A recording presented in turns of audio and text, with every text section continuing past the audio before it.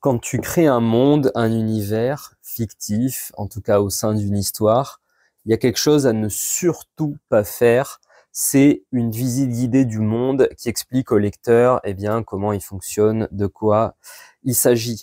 C'est pourtant exactement ce que fait Le meilleur des mondes, Brave New World de Aldous Huxley. C'était sur la liste des bouquins qu'on pouvait lire quand j'étais au collège. Je sais plus en quelle classe j'avais choisi autre chose, mais j'avais été amusé d'entendre la fiche de lecture de une élève qui avait pris Brave New World. J'avais trouvé les idées intéressantes. Pourtant, quand j'étais collège, j'avais 13 ans, 14 ans, j'étais pas du tout ni dans la politique, ni dans la philosophie, mais j'avais trouvé qu'il y avait un fond de vérité qui m'avait donné envie de lire Le meilleur des mondes. Et alors quand j'avais essayé, eh ben, quelle ne fut pas ma déception. Ça commençait dans un style très lourd par la visite guidée d'une usine où on construisait comme ça eh bien l'humanité qui allait servir d'ailleurs les intérêts des dominants, hein. C'est un peu le thème de Brave New World, hein. En gros, les gens qui vivent dans l'insouciance heureuse, hein, blissful ignorance, et qui fait une société fonctionnelle qui va bénéficier à une petite élite. C'était sûrement révolutionnaire pour l'époque où ça a été fait, hein. Je crois que Huxley, c'est les années 50 ou 60. De même qu'un autre classique de l'anticipation anglaise, 1984 de George Orwell, était également visionnaire pour l'époque, hein. Le fait de voir comme ça finalement la domination, la dictature par le contrôle des esprits dans des sociétés en apparence. Alors la société de Orwell est clairement va-t-en-guerre, belliciste et basée, on va dire, sur une forme d'activité militaro-industrielle. Mais enfin, Orwell anticipait finalement le système politico-médiatique dans lequel on vit aujourd'hui. C'est des livres qui disaient quelque chose et Orwell fait la même erreur, hein. Alors j'ai réussi non pas à lire, mais à lire en audiobook 1984 d'Orwell. Et chaque fois que j'avais essayé sur papier, je l'avais reposé, parce que le premier tiers de l'histoire, c'est ça aussi, hein. C'est pas une visite guidée au sens littéral comme Huxley, mais c'est le héros qui rentre chez lui et finalement qui fait rien de spécial, qui a comme ça des intuitions d'un coup de se dire tiens, je vis peut-être dans une réalité un peu tordue.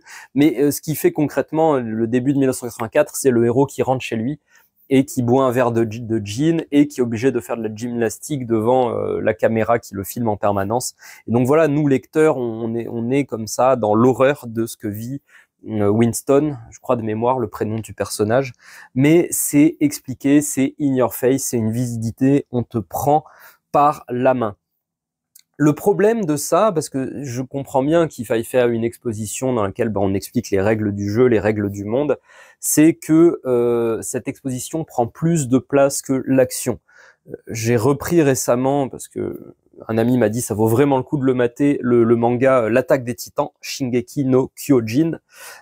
Et finalement, le début, c'est ça, hein, dans un monde où l'humanité vit recluse derrière des murs, entourée de titans, donc en gros d'espèces de créatures humanoïdes immenses qui croquent les humains sans raison apparente. Ils en ont même pas besoin pour survivre, juste ils croquent les humains.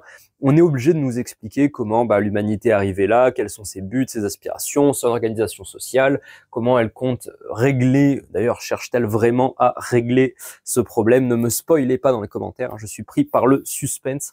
Dans tous les cas, il y a cette exposition, on va dire, on nous en met des tartines et des tartines, mais on nous met encore plus d'action et d'action à la manga, à la animé, c'est-à-dire de dilemmes moraux, hein, les personnages qui ont des monologues intérieurs, où ils sont là, oh mon Dieu, il m'a vu être lâche, mais que va-t-il penser au moment où il faudra que j'ai du courage? Et voilà, et il y a des tunnels comme ça de une minute où le personnage s'est figé sur sa tête et il réfléchit de manière très très intense.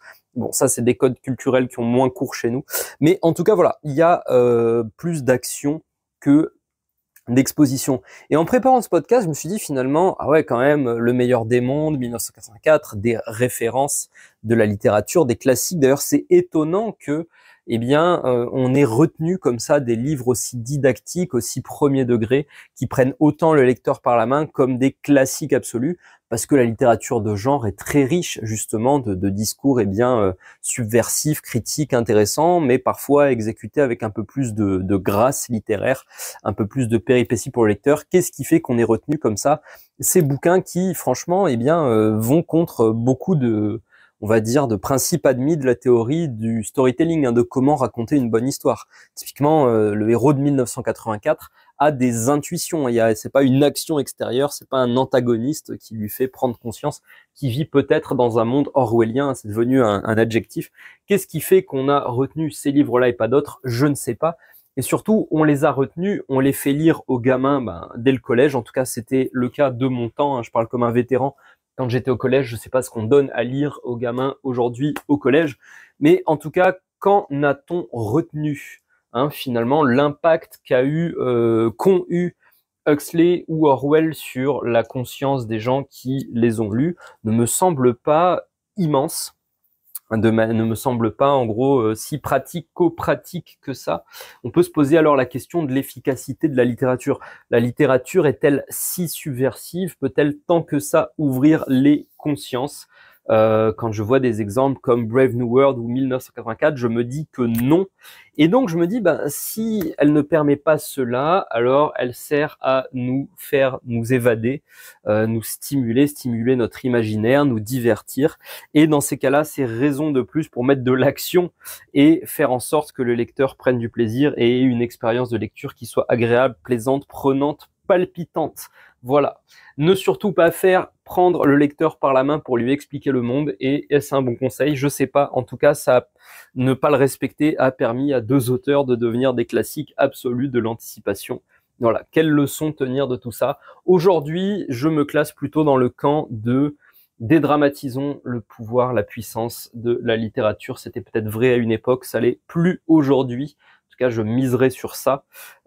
Et donc, quitte à ce que ça ne soit pas le cas, il ne s'agit pas d'écrire des pamphlets, il s'agit d'écrire des bonnes histoires. Et dans une bonne histoire, on laisse l'action guider le récit et au fur et à mesure de l'action, on découvre des éléments, des pépites d'explication du monde dans lequel l'histoire se déroule. D'ailleurs, je trouve que le Children of Men, Les Fils de l'Homme, est pour moi le classique d'anticipation anglais, le roman qui avait vraiment vu venir les choses. Et dans Children of Men, on ne nous prend pas par la main, on découvre au fur et à mesure l'horreur de ce monde dans lequel évoluent les personnages. Si t'as pas lu Children of Men, je t'y encourage vivement. Le film d'Alfonso Cuarón est excellent, révolutionnaire d'un point de vue cinématographique, mais pas très fidèle au roman. Et je trouve le roman meilleur. Voilà, étonnant que l'histoire finalement ait pas donné plus de crédit à P.D. James, peut-être parce qu'elle était une autrice de polar à la base. Children of Men, c'était sa seule incursion, on va dire, dans le monde de l'anticipation. Mais bon, coup d'essai, coup de maître, coup de maîtresse, vraiment, lis Children of Men si tu veux de la bonne anticipation qui n'explique pas son monde de manière didactique, de manière in your face. Voilà.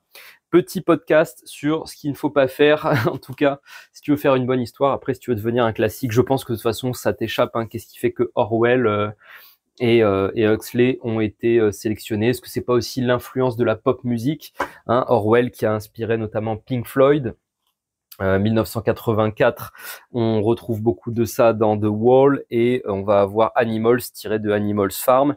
Brave New World, Aldous Huxley qui a inspiré Jim Morrison, The Doors, enfin voilà toute la culture pop des années 60, qui était au début contestataire, contre-culture et qui est devenue, on va dire, la culture mainstream via l'intermédiaire de nos sacrés boomers.